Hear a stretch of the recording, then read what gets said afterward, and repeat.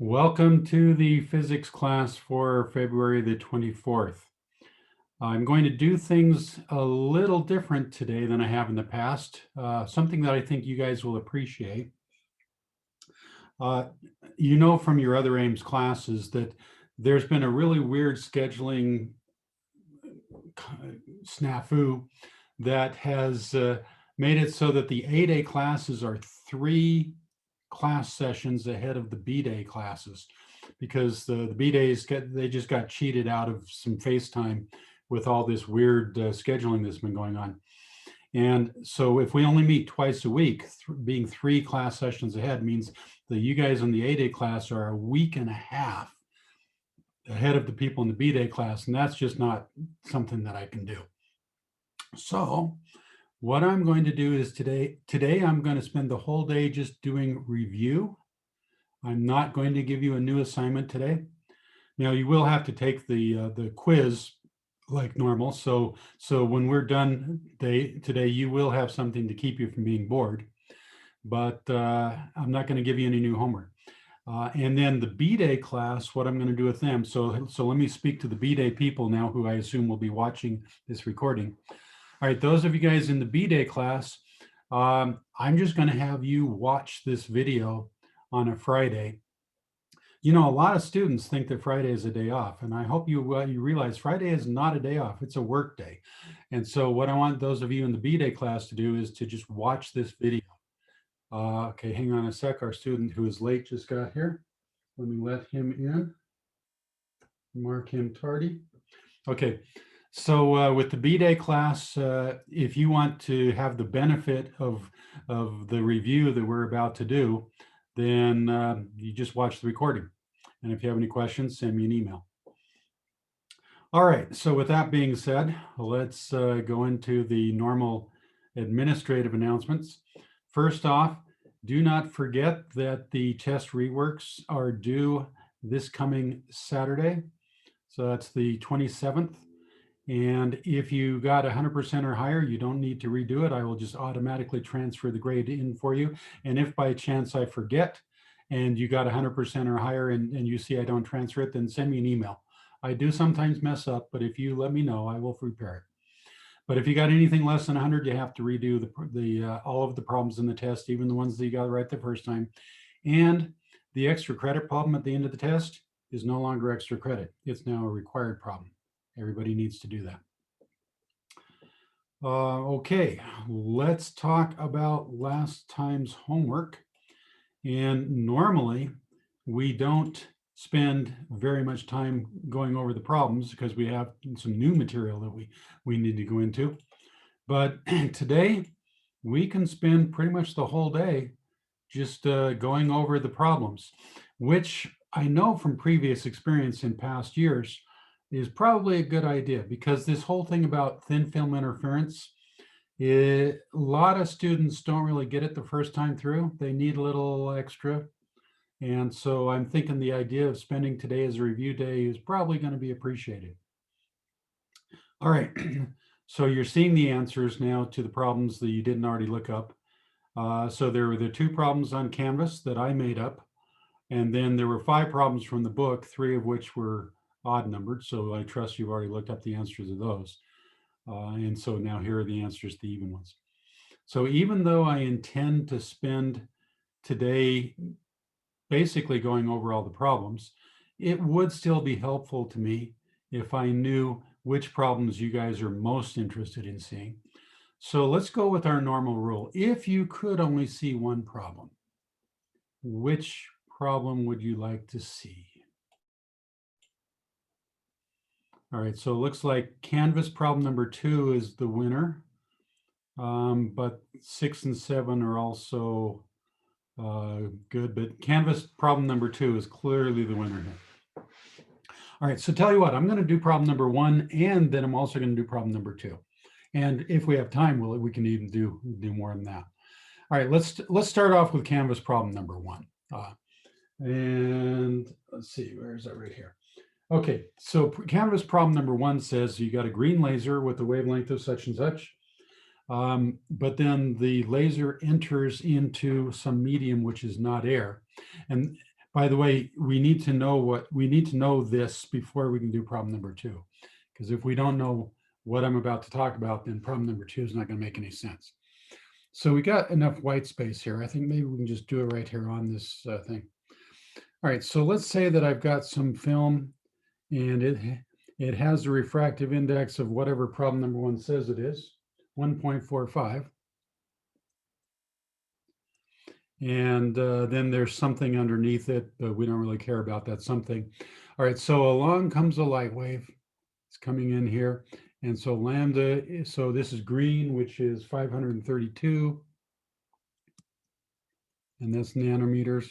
And by now you guys know the nanometers means times 10 to the negative 9 meters. So get used to working with nanometers. All right, so this is the wavelength as long as it's in the air. But when this wave enters this other medium, the wave slows down, and that means that the wavelength is going to change. Because remember the equation that I like to refer to as our new favorite equation, the one that I told you we're going to be using again and again and again and again.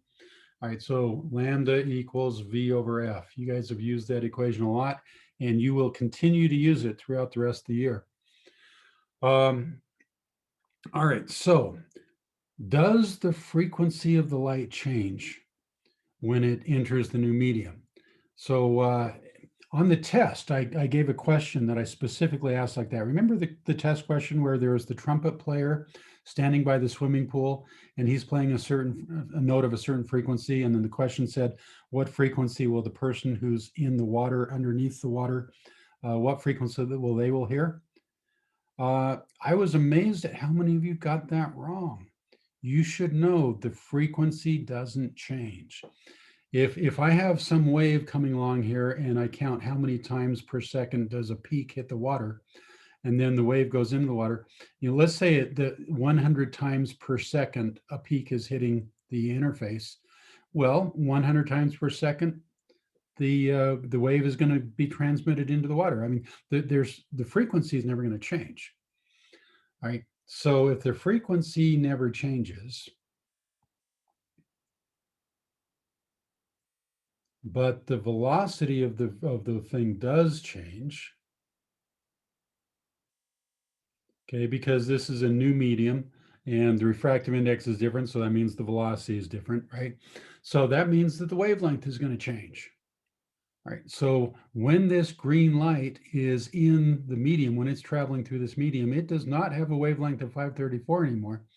It has a wavelength of whatever it was in air divided by the refractive index of whatever medium it happens to be in. All right, so for problem number 1 here, if the refractive index is 1.45, so I just take 532 divided by 1.45. And so I get 367. All right, now this is going to be important when we get to problem number 2, which we will now do. Before I do that, okay. All right, so now let's look at problem number 2. And let me clear this out here. Problem number 2 says that we've got this same green laser as before, same wavelength, 532. And so now it's coming into a lens, camera lens that has an anti-reflective coating on it. Now, I hope you guys understand why camera lenses have anti-reflective coatings. If you've ever bought a camera, you probably know that you can buy a cheap camera and you can buy an expensive camera. So why is the expensive camera expensive? Well, it's got anti-reflective coatings on all the lenses, because if you have a complicated lens, a real camera lens doesn't look like this. A real camera lens has a whole bunch of different elements of different shapes inside there. And so if you got a light ray coming along here, and every time that a light ray hits the surface and you get some reflection and some transmission, every single one of these surfaces, you get some reflection. That's an awful lot of light that's bouncing around inside here and eventually makes it to the sensor.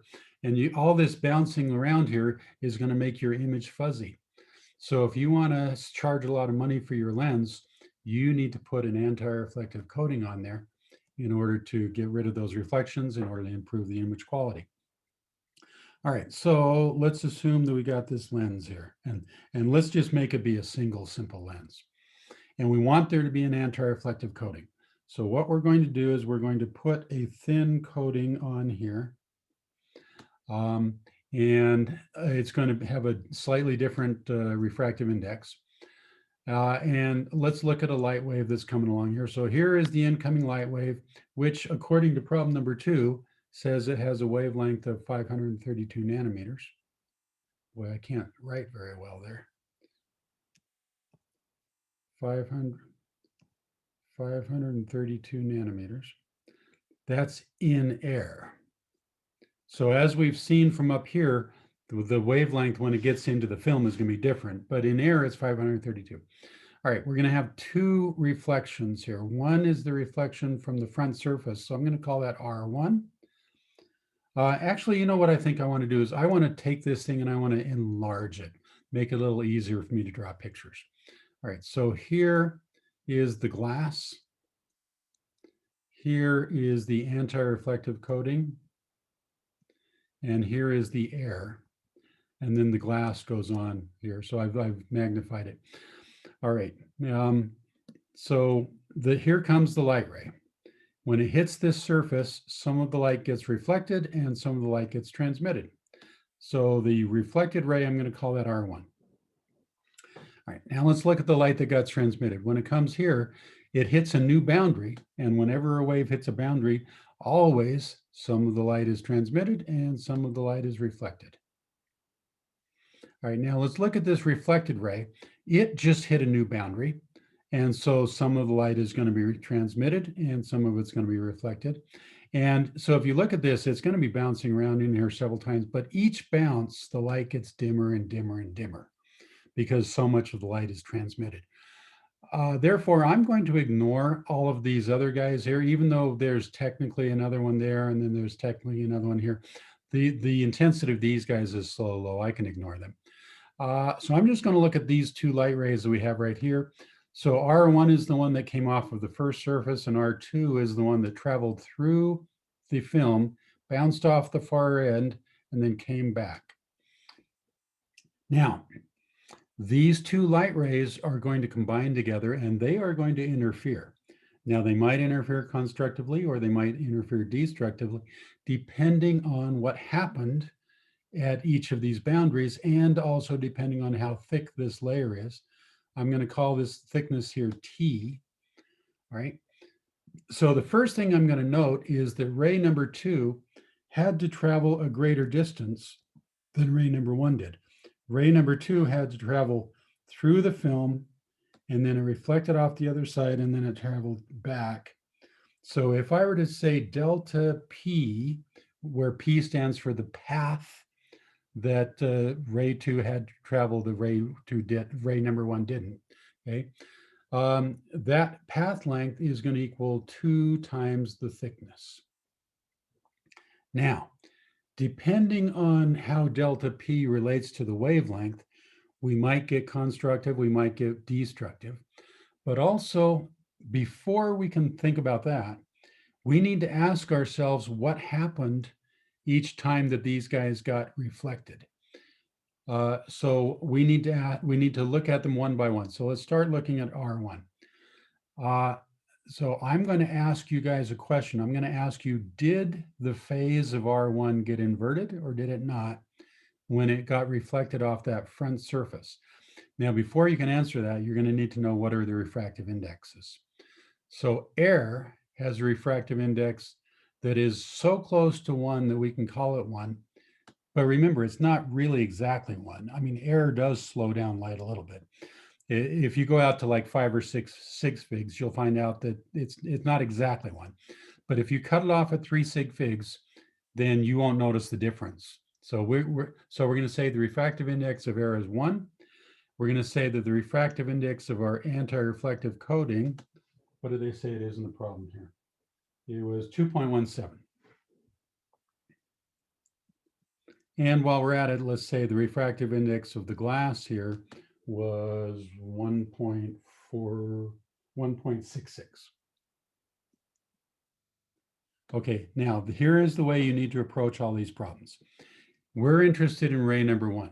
So we ask ourselves, when the reflection occurred, the light was coming from a place where N was lower and it was trying to go into a place where N is higher, right? So if you're going from a medium where N, so N, it talks about how fast the wave is going. So the higher the refractive index, the slower the wave is going. So the wave is going fast in the medium that is trying to leave, and it would go slower in the medium that is trying to get into. So is that reflected pulse going to be inverted or is it not? I want everybody to type in the chat box in a private message. I don't want other people to see what you typed. In a private message, I want you to tell me, did ray 1 get inverted or did it not when it was reflected off that front surface?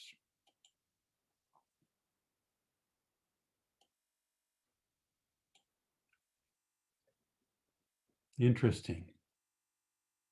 About half and half. About half of you are saying that it got inverted and about half of you are saying that it did not get inverted.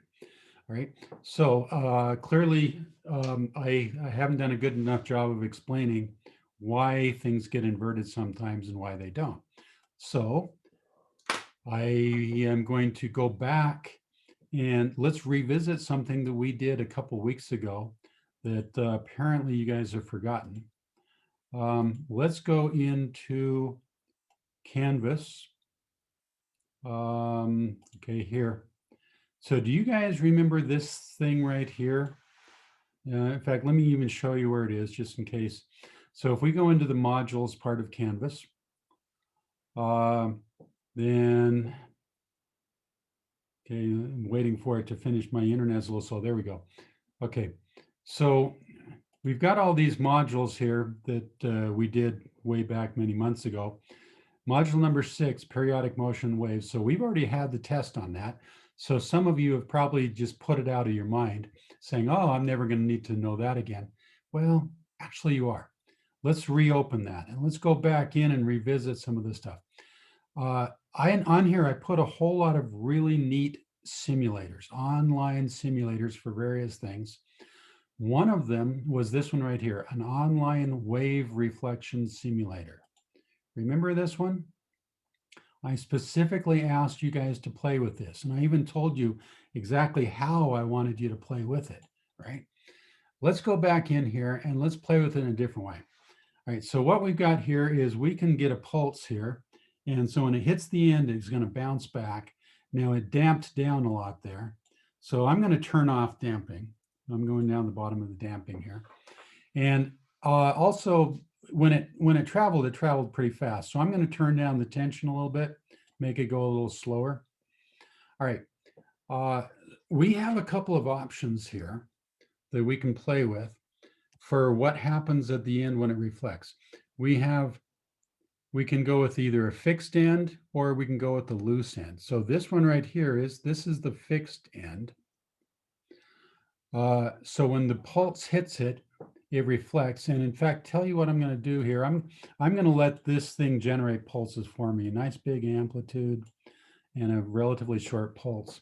All right, so when I click this button, we're going to see a pulse, and this pulse is going to travel from right to left. So it's going to travel down this way. Okay, it's going to hit the end and it's going to bounce back.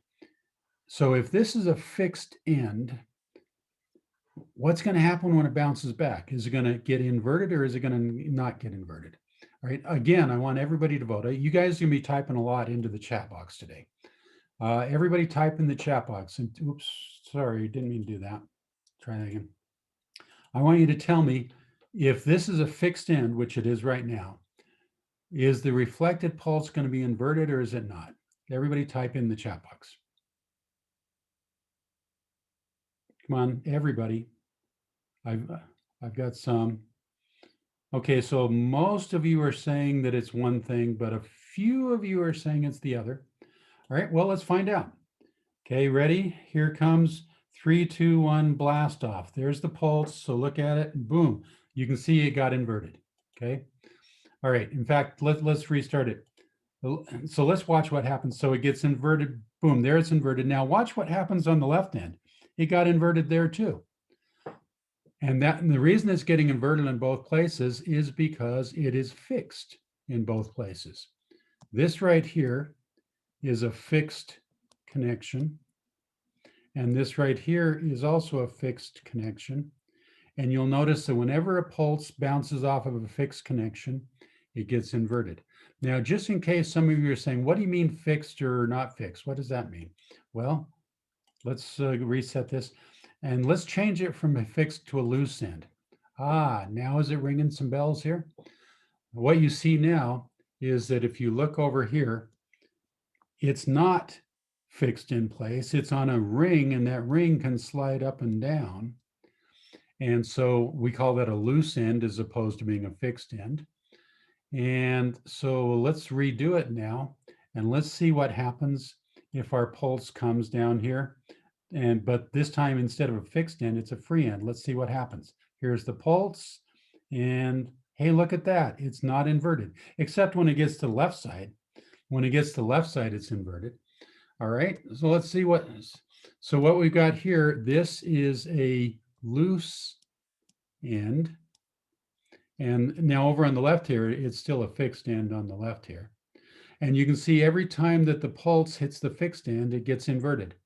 But when it hits the loose end, it does not get inverted. It goes back. So it came in above and it goes in above. Now it's coming in below and it's going out below.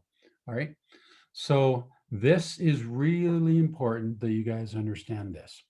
Let me stop this for a second here.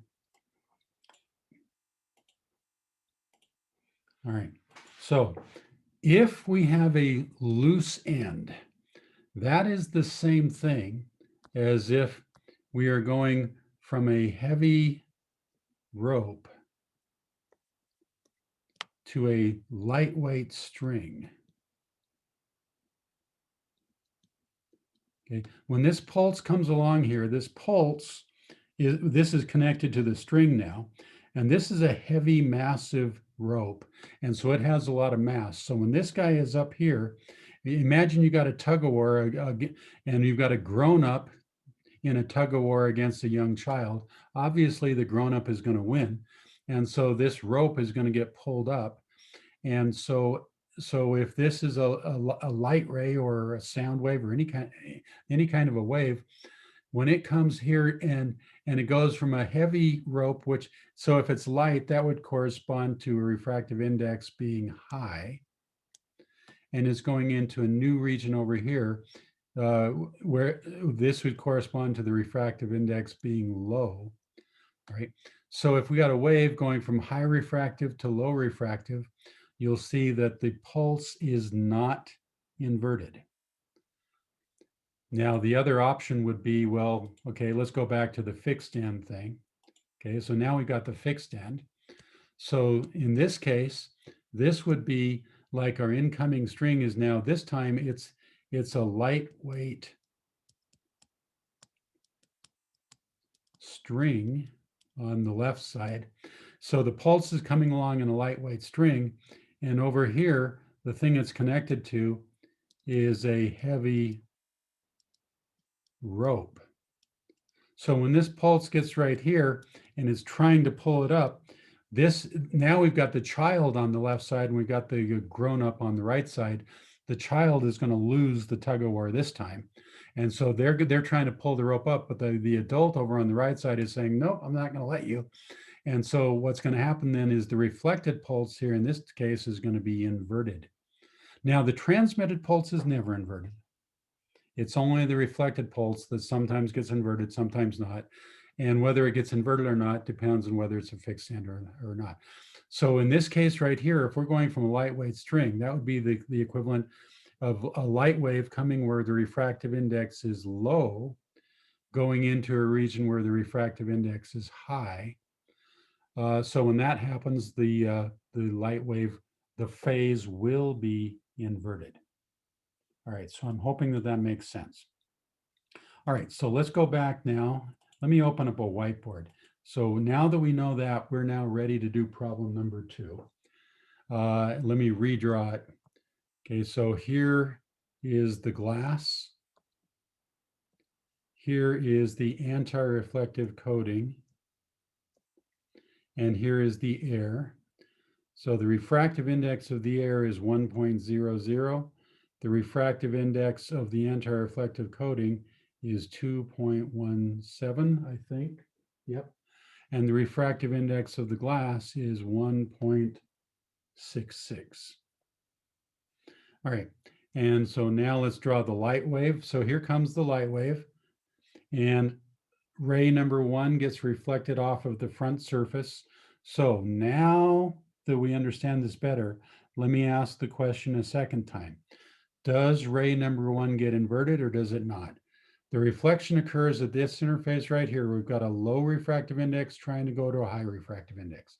So everybody type in the chat box in a private message, does ray 1 get inverted? Say yes if it gets inverted, say no if it does not.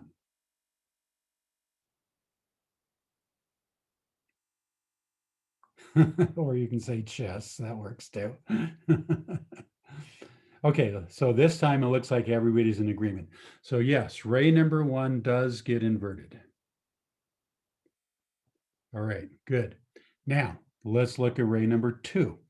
Okay, so when this reflection occurs right here, some of the light is reflected, but some of it's transmitted. And remember that the transmitted pulse never gets inverted. All right, now we're going to have another reflection right here. And so ray number 2 comes out here. So this is ray number 2, but ray number 2 got reflected at this interface right here. This is the interface where it was coming from a medium where the refractive index was relatively high, and it was going into a medium where the refractive index is relatively low. So if you're going from high refractive to low refractive, does it get inverted? So everybody please type in the chat box. Type, and we're talking about ray number 2 now. Does ray number 2 get inverted? All right, I'm seeing some answers, but I want everybody to answer here. 9? What does 9 mean? Oh, okay. Oh, sorry. Yeah, German. Okay, sorry. She typed in the number 9. Aurora has a weird sense of humor, which is one of the reasons why I like Aurora. Okay, so it looks like everybody's in agreement now that it does not get inverted. All right, so let me make a note here. This is not inverted. Okay, now, so remember that one of the rays does get inverted, the other ray does not get inverted. Okay, now the question we need to ask is, okay, knowing that, our job now is to calculate what is the thickness that we need in order for this to happen. All right, now the best way to understand this is to go to Desmos. So I've got a thing set up on Desmos here, right here, where I've got 2 waves, and I've got the first wave is just, just a generic y equals sine x, simplest wave you could possibly have. The second wave is y equals sine x. Okay, but it's got a minus d in there because that allows me to shift the wave to the left and right. So you guys, hopefully you're familiar with this in Desmos, right? So I've set up d so it's got a slider. So I can shift the wave by moving the slider here. So I'm going to put d equals 0, right? So the 2 waves are on top of each other. You can't see the red wave. So let me shift the blue wave over just a tiny, tiny bit. Let's pretend that it's 0, but now you can see the 2 waves. All right. So what you've got right now is that the 2 waves have not been inverted. And what you're seeing right now is 0 shift. So that corresponds to the thickness equals 0. All right, but that's not what we had. We had one of the waves was inverted. All right, so how can I tell Desmos to invert one of the waves? Well, how about if I just put a negative sign in front of there? Bingo. All right, so that red wave just got inverted. So instead of going up when it leaves from the origin, so if we look, so here's the origin. So normally a sine wave goes up, but because I put in this minus sign here, it's going down. All right, so what we have now is we have 2 waves. The red wave is the wave that got reflected off the first surface, so that's R1, and you can see that it is inverted. The blue wave, that's the one that got reflected off the second surface, so that's R2. It did not get inverted. All right. Now, what you're seeing right now is the two waves interacting, but that's with zero shift. That's assuming that the thickness of the film is zero. So now we can't have, we're not allowed to have zero thickness. So we're going to adjust that in just a bit. But let me ask right now, what are you guys seeing? So if we had zero film thickness there, but we did have, or if we had a number that was so close to zero that we could call it zero, what do you see there? Are you seeing destructive or are you seeing constructive interference? Everybody please type into the chat box. When you got the situation that you see on the screen right now, are you looking at destructive or constructive interference? All right, I'm seeing some answers, but I want to see more.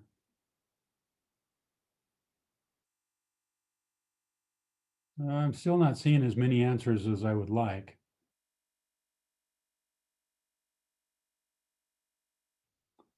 Okay, all right, so everybody except for one person said that you're seeing destructive. One person said constructive, and then one other person said, I don't know. All right, so let's look at it and see. If you look at, here's the peak of the blue wave, and you see that it corresponds with the trough of the red wave.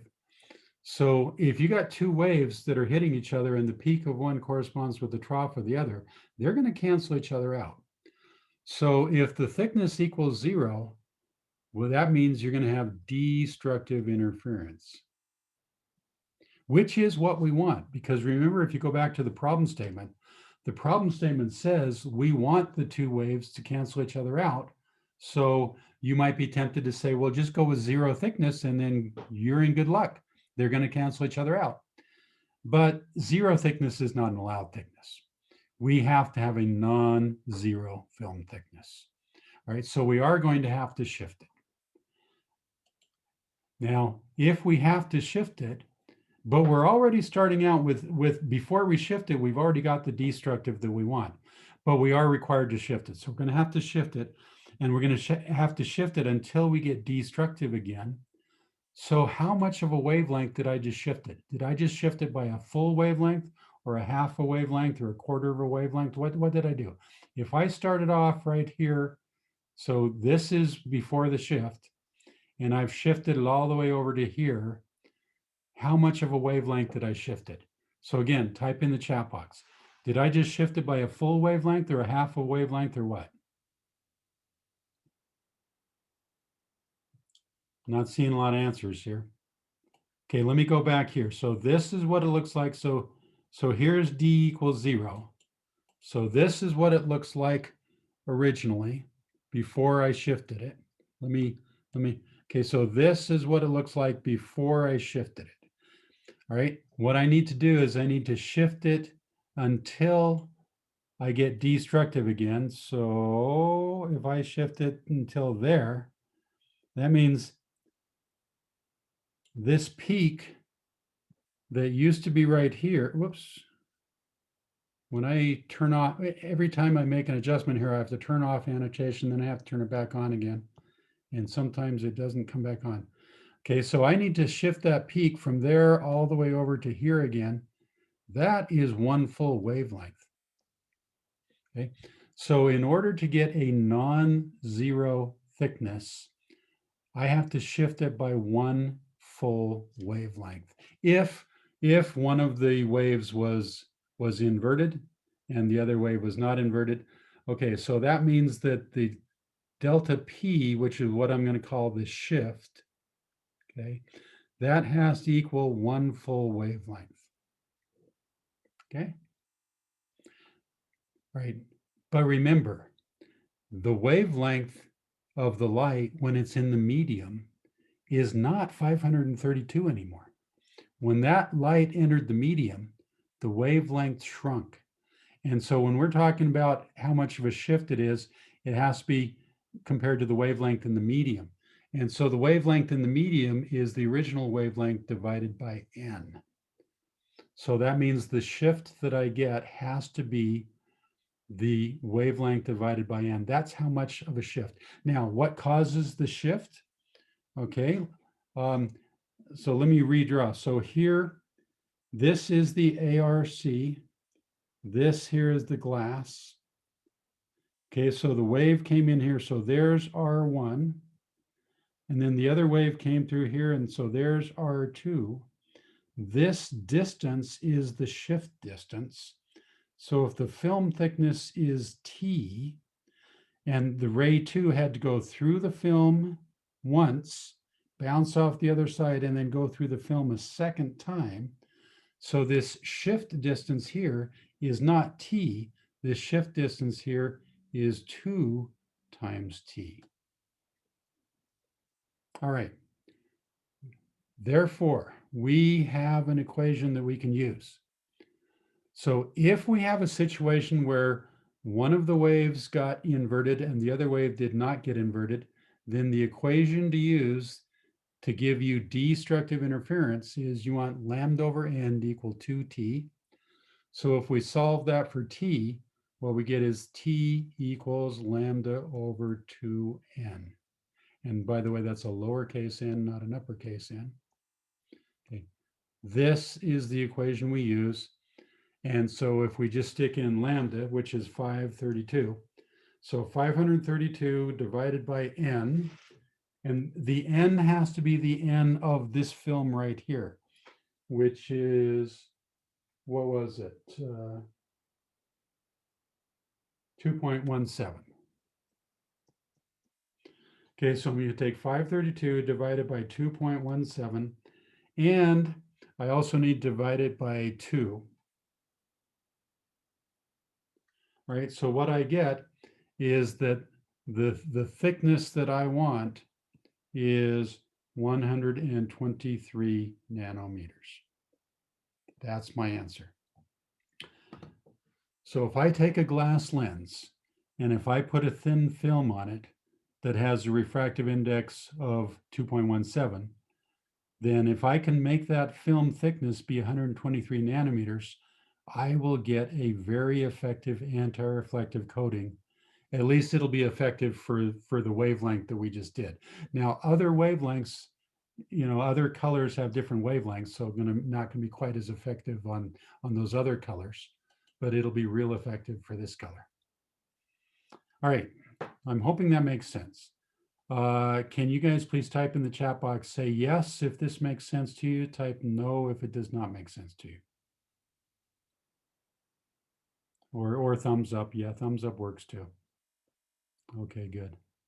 All right, now, just for fun, let's change this problem up a bit. Let's change it in this way right here. Let me open up a whiteboard. All right, so the original problem, the way that I gave it to you, we had something that looked like this. So here's the glass. Here's the ARC, the anti-reflective coating. Here's the air. And so the refractive index of air is 1.00. When I gave you the problem, I said that the refractive index was 2.17 for the ARC material. And I said that the glass had a refractive index of 1.66. And so we just got through calculating that the equation we want to use says that the thickness has to equal lambda divided by 2n. This was the equation that gave us destructive interference. What if I am making this anti-reflective coating, and so I go to my shelf to pull out whatever material I'm going to use for anti-reflective coating, and I find out that I'm all out of the stuff that has a refractive index of 2.17. It's all used up. So I say, well, rats, I need to get a different film. So I look on the shelf, and the only stuff that I have on the shelf is stuff that has a different refractive index. So let's suppose now that I can't use this anymore. So the material that I'm forced to use has a refractive index of 1.43. All right. So I still want to refract, I still want everything else to be the same. The incoming wavelength is still going to be 532, just like it was before. Okay. And I still want to have destructive interference, just like I did before. So I've got ray 1, and here's ray 2. And I want these two guys to combine together destructively. Can I still use this same formula? I mean, the formula worked great before. Can I still use that same formula? So guys, I want you guys to type in the chat box. Yes, if you think I can use the same formula. Type in no if you think I cannot use the same formula.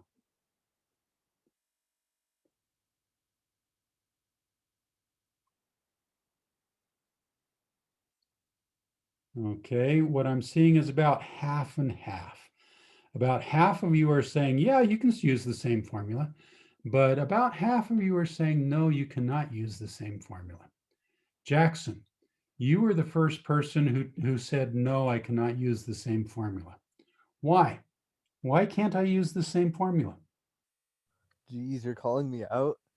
Yep, I'm Um, calling you out.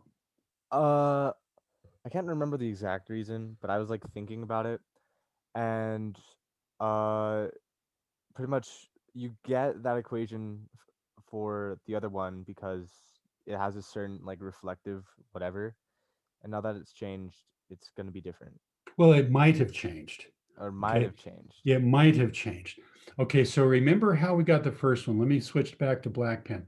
When we did this the first time, we said that we got a light ray coming over here, so that's R1, and we said that R1 was inverted. I tell you what, let me clear a little space here. So we just got through saying that R1 got inverted, and we said that R2 did not get inverted. Right? So when we derive this formula is based on the assumption that R1 was inverted and R2 was not inverted. That may or may not be the case anymore. Let's see. So when we changed our ARC material from one that had a refractive index of 2.17, we changed it to a different material that has a much lower refractive index. It's possible that that might have changed these conditions. So let's look at them one at a time. First thing let's look at R1.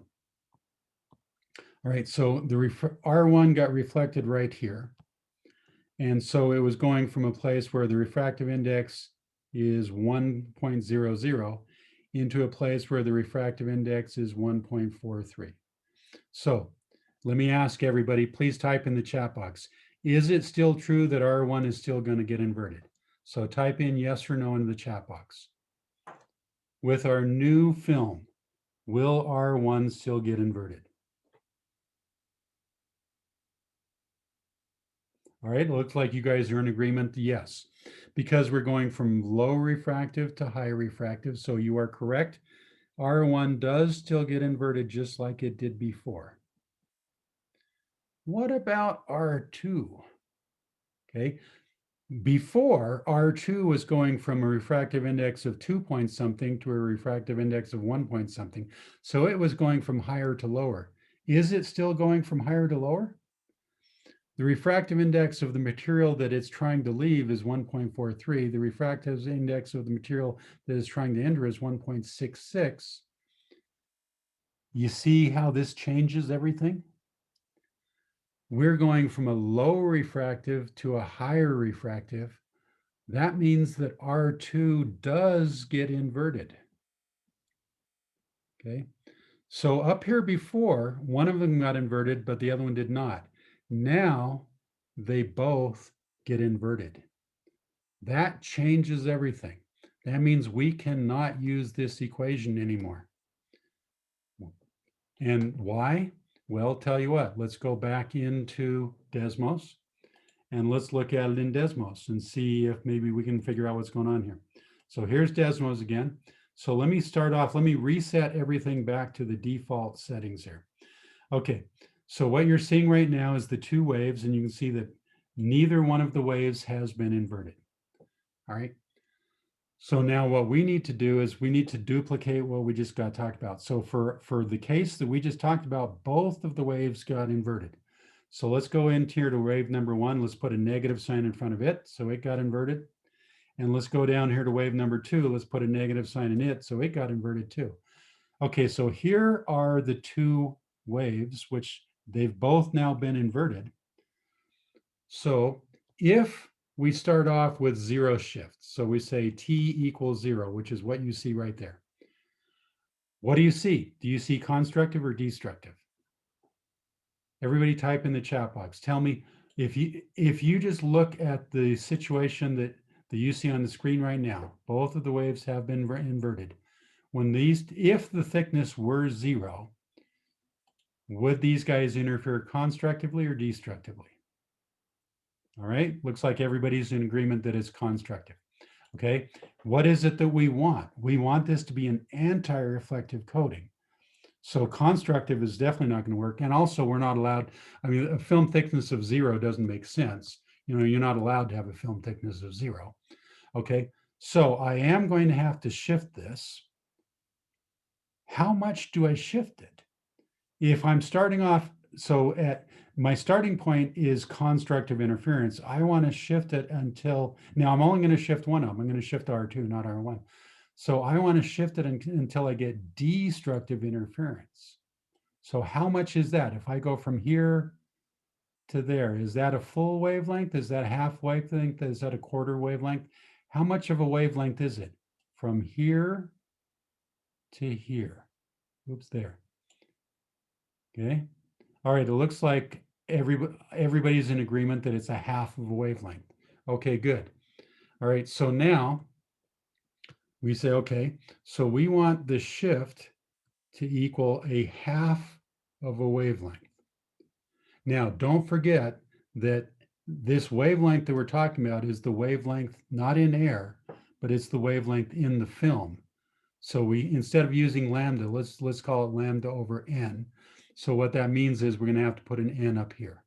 Okay, so we want our path length to be lambda over 2n. And remember that the path length shift is 2 times the thickness, because the light had to go through the film to get to the far side, reflect off the far side and come back. So the path length is 2t. So what we get then is 2t equals lambda over 2n. So if we want to solve that for t, we have to divide both sides by 2. Okay, so what we get then is that t has to equal lambda over 4n, which is different than what we had before.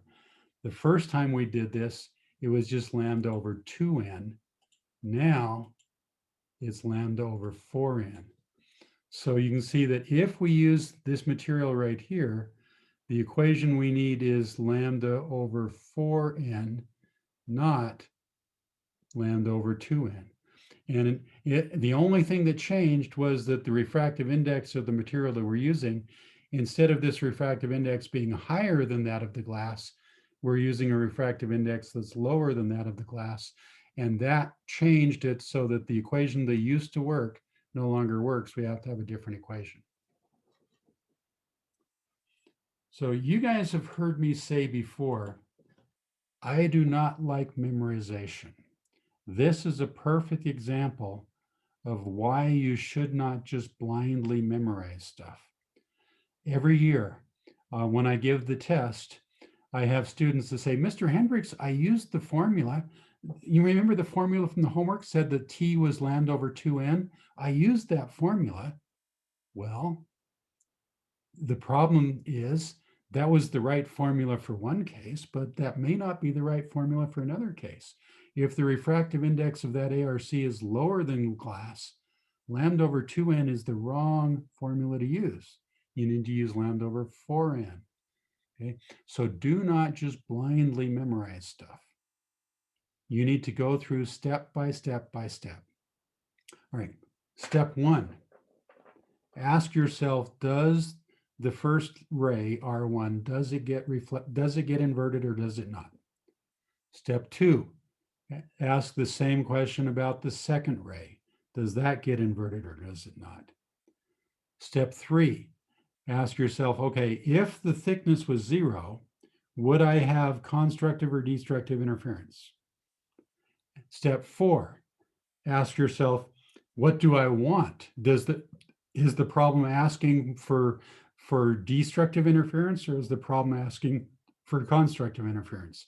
If so, then how much do I have to shift one of the wavelengths? Do I have to shift it?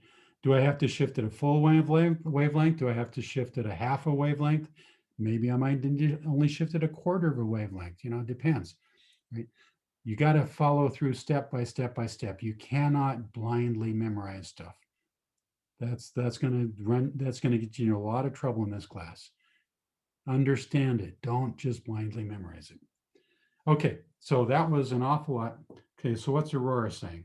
Do I know if the colors we see are more dependent on the rods or the cones or the lenses? It's the rods and the cones. The lenses don't change the color. It's the rods and the cones that do. But that's another subject, which, by the way, we will talk about a little later. Maybe next week we'll get into that, but for right now, let's not. Okay, so let's go back into the homework. So hopefully you guys now understand problems 1 and 2. The problems from the book are basically the same. If you understand what we just talked about, then I would hope that the problems from the book are okay. But let me ask in the chat box, type into the chat box and tell me if you want to see one of the problems from the book to work through, tell me which one you want it to be. And if you think, oh, I don't need to see any problems from the book, then just say, no, none of them. All right, so I'm seeing one person vote for problem number 8. How about the rest of you? The rest of you want to see any problems from the book worked through? Okay, some of you are saying no, some of you are saying yeah, number 8. Okay, so tell you what okay, so actually I'm getting a lot of people now asking for problem number 8. Okay, good. So let's do problem number 8. What do we got here? We got thin film interference, we got a bubble wand and soap. We want to know the minimum thickness that will give us a black stripe. Okay. Let's open up a new whiteboard.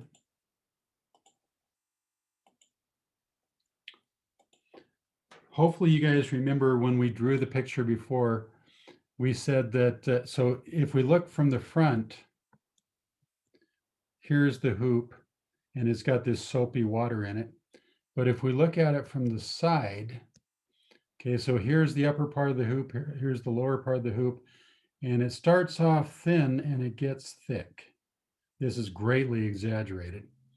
Okay, so up at the top here, the film is very thin, and down at the bottom here, the film is much thicker because gravity is pulling on the water and trying to pull the water down.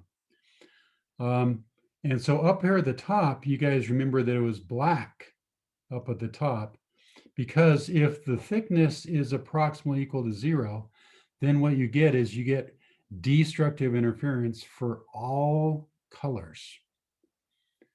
And then when you go down, then you start seeing the color bands. You see yellow and you see blue and you see green, you see all those beautiful colors.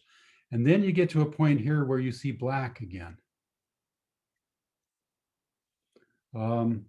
Okay, so the question is asking, here, let me clear some space over here. Question number 8 says, the light that is shining on here, let's assume that lambda is 521 nanometers, which is kind of right in the middle. You guys know, maybe you don't yet, but so red light has a wavelength of about 650 nanometers. Blue light has a wavelength that's about 450 nanometers. So 521 is like somewhere in between. So white light is a combination of everything in between this range. So 521, that's pretty much in the middle of the white spectrum. Right. So they're assuming that the water in here has a refractive index of 1.33, and we've got air on each side, which has a refractive index of 1.00. And we want to know what is the minimum non-zero thickness that will give us destructive interference. All right, we'll tell you what, let me make this picture a little easier to see. Okay, so here comes the light ray. So this is R1. We're going from air to water and back to air again. And refractive index here is 1. Refractive index here is 1.33. Refractive index here is 1 again. So does R1 get inverted? Answer, yes. Ray 1 does get inverted. Now, what about ray 2? Ray 2 traveled over here, and so this is where ray 2 got reflected. So does ray 2 get inverted? Well, if we're going from a refractive index of 1.33 and a refractive index of 1, so we're going from a thick to a thin, that means it will not get inverted. All right, so we got an inverted ray that is going to combine together with a non-inverted ray. All right, let's go to Desmos and let's see if we want destructive interference. What does Desmos tell us we have to shift it by? Is it going to be a full wavelength or not? So let me go back and reset everything here. Let's get rid of these minus signs here. And let's take this D, my slider here, and let's slide it back so the D equals 0. Or actually a number that's really close to 0, just so you can see. Okay, so D is basically 0. All right. So this is what they would look like if they were both not inverted, but we know that one of them is. So let's put a minus sign here. Okay, so one of them is inverted. All right, so if the thickness was 0, would we have constructive or destructive? Answer, destructive. What do we want? Destructive. So you say, hey, we're good. Okay, but the problem is asking for the first non-zero thickness. Okay, so even though a thickness of 0 would work, we're not allowed to go with that. So we're going to have to shift this over here until we get destructive again. So if we started off right here, okay, so here's where we started, and we shifted it until we got it over to here. How far is that? That is 1 full wavelength. All right, so now we know how much we need to shift it. We need to shift it 1 full wavelength. So let's go back to here. So what we need is we need the shift to be 1 full wavelength. But remember, it's a wavelength in the material, not the wavelength in air. So that means it has to be lambda over n. Now, what do we want? Now, is delta P equal to the film thickness?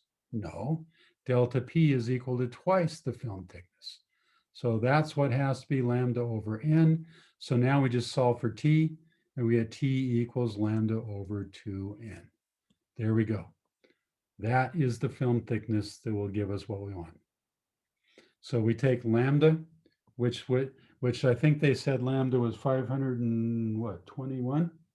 Okay, so this is 521 nanometers. N in this case was 1.33. So let's take 521 divided by 2 and also divided by 1.33. So I get that the film thickness needs to be 196 nanometers. So film thickness needs to be 196 nanometers. If we do that, we will get destructive interference. That makes sense, everybody? Okay. Now, just for grins, let's change it up. What if, for some reason, I want constructive interference? So let's say that I do not want an anti-reflective coating. Let's just say that I've got some coating on there that I didn't put on there. It's just naturally there.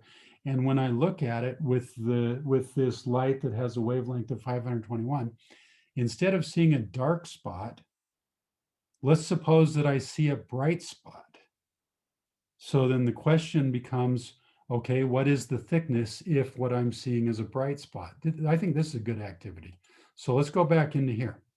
So let's say that instead of seeing darkness, what we're seeing is we're seeing brightness. And if we look at the wavelength that we're seeing 521 nanometers. So when these guys are combining together, we are seeing brightness. And so the question then becomes, what is the thickness?